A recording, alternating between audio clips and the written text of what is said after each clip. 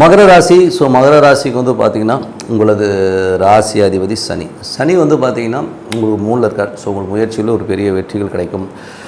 நல்ல ஒரு முயற்சிகளில் வந்து அடுத்த லெவல் போகிறதுக்கான வாய்ப்பு ரொம்ப ஸ்ட்ராங்காக உங்களது முயற்சிகள் வந்து வெற்றி கிடைக்கிறதுலாம் ரொம்ப சிறப்பாக இருக்கும். அதுவும் வந்து பார்த்திங்கன்னா உங்களுக்கு வந்து சனியுடைய பார்வை வந்து பார்த்திங்கன்னா 3ஆம் இடத்துல இருந்து உங்களுக்கு வந்து 6ஆம் இடத்தை பார்க்குறது. ஸோ 6 குழந்தைகள் விஷயங்கள். ஸோ குழந்தைகள் விஷயங்கள் வந்து 5ஆம் இடத்தை பார்க்கும்போது குழந்தைகள் விஷயங்களில் சின்ன சின்ன ஒரு மன வருத்தங்கள், குழந்தைங்க இப்படி பேசு இந்த மாதிரி விஷயங்களை கண்டிப்பாக ஏற்படும். ஸோ அதுதான் கொஞ்சம் பிரச்சனைகள், மற்றபடி எல்லாமே சிறப்பு. அதுக்கப்புறம் பார்க்கும்போது 7ஆம் இடத்தும் போது கொஞ்சம் அப்பா சம்மந்தமான உறவுகளையும் கொஞ்சம் மனக்கசப்பை ஏற்படுத்தும். ஸோ இதுதான் இப்போ வந்து இந்த சனியுடைய விஷயங்கள் நடக்கிற விஷயம். மற்றபடி வந்து பார்த்திங்கன்னா உங்களுடைய லக்னாதிபதி எப்படி இருக்கும்போது இந்த மாதிரி விஷயங்களும் கொஞ்சம் கவனமாக இருக்கிறது ரொம்ப ரொம்ப நல்லது. மற்றபடி வந்து குடும்பம் சம்மந்தமான விஷயம் சின்ன சின்ன கலகங்கள் ஏற்படுறதுக்கான வாய்ப்பு இருக்கனால கவனமாக இருக்கணும். நமக்கு தெரியாமல் நம்ம கேமரா வைக்கிறது, நம்மளை வந்து நோட் பண்ணுறது, இந்த மாதிரி விஷயங்கள் இருக்கும். அதெல்லாம் கொஞ்சம் கேர்ஃபுல்லாக இருந்துக்குங்க.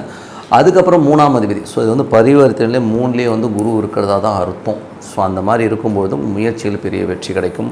ஒரு பெரும் பணம் ஹேண்டில் பண்ணுறமான விஷயங்கள் ரொம்ப நல்லாயிருக்கும். அதுக்கப்புறம் போது 4ஆம் அதிபதி செவ்வாய் 7 இருக்கும்போது கணவன் மனைவி உறவில் வந்து ஒரு சின்னதாக வந்து ஒரு சலசலப்பு, ஒரு டென்ஷன், ஸ்ட்ரெஸ்ஸு, சின்ன ஒரு ஏடாகுடமாக பேசுகிறது. ஸோ கொஞ்சம் அவமானப்படுத்துகிற மன ரணங்கள் ஏற்படுறமான விஷயங்கள்லாம் இருக்கும். ஸோ கொஞ்சம் கவனம். ஏன்னா 7 செவ்வாய் நீச்சமாக இருக்கும். அந்த மாதிரி அம்மா சம்மந்தமான உறவுகளாலோ இல்லை மனைவியாலோ இந்த மாதிரி விஷயங்கள் இருக்கும். மூத்த சகோதரத்தை பேசும்போது கொஞ்சம் கவனமாக. இதில் வந்து மேஜராக பாதிக்கிறது மனைவி. ஸோ மனைவி சம்மந்தமான விஷயம் கொஞ்சம் கேர்ஃபுல்லாக இருந்துக்குங்க.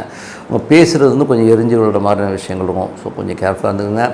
8ஆம் அதிபதி. ஸோ 8ஆம் அதிபதியான சூரியன். ஸோ அதில் வந்து பார்த்திங்கன்னா 8ஆம் அதிபதி சூரியன் வந்து பார்த்திங்கன்னா உங்களுக்கு நாடில் இருக்கும்போது தந்தை தாயார் சம்மந்தமான விஷயங்கள், நிலபுலன்கள், வண்டி சமாச்சாரங்கள்லாம் கொஞ்சம் பார்த்து நடந்துக்கணும். யாருக்கெல்லாம் வந்து மகர லக்னமாக இருந்து சூரியன் தசாபுத்தி இருந்தோம்னா ரொம்ப கேர்ஃபுல்லாக இருக்கணும். அதில் வந்து பார்த்திங்கன்னா நமக்கு ஒரு ஸ்ட்ரெஸ்ஸையோ டென்ஷனையோ ஒரு வேலை வச்சிடும்.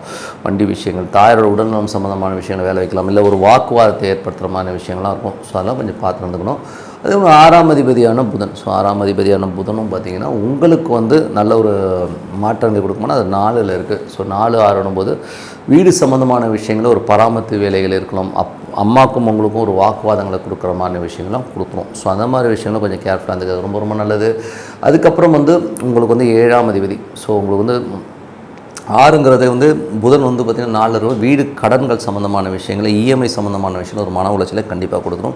வேலையிலே வந்து ஒரு ஸ்ட்ரெஸ்ஸையும் டென்ஷனையும், ஏன்னா புதன் கேதுல ஒரு வாரம் 10 நாள் போகும்போது இந்த மாதிரி விஷயங்களை கொடுக்கும். கொஞ்சம் கேர்ஃபுல்லாக இருந்துக்குங்க.